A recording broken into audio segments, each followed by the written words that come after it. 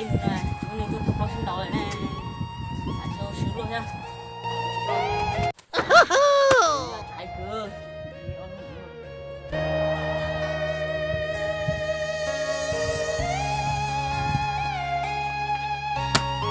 oh no em nó tháo rồi nha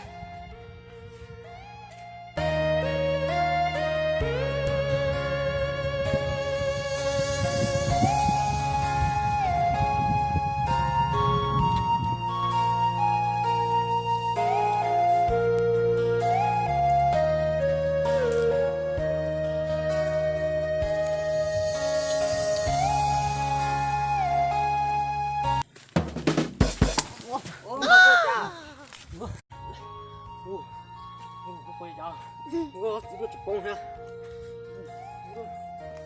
이거 좀 먼저네.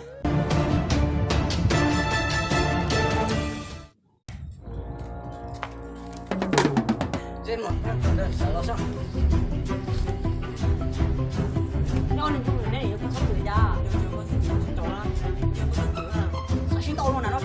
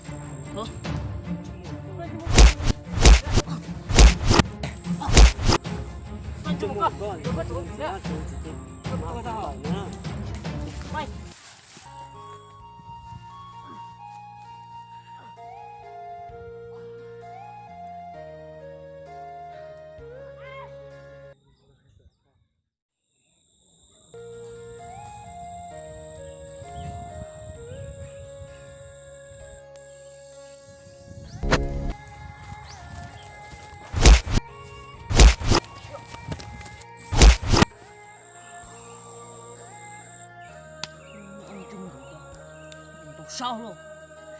Cái gì nó trâu sao? Hay đi.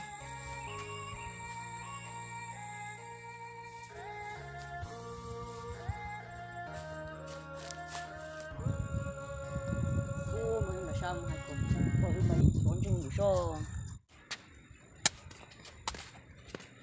Được cô cha.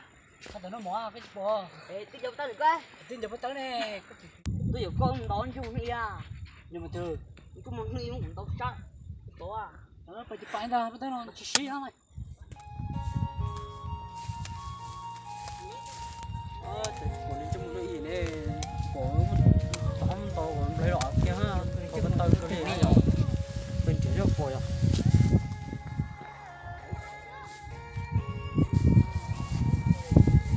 Anh chung đi tàu có à. Con lên đó. Muốn xuống cái bài. Con chung đóng chung là phải luôn bên. Mình cũng có thử lại đỏ sao? Giờ nó cũng nó nha. Con cho mình nè, hay cho cái tao luôn. Cái chuyện không số.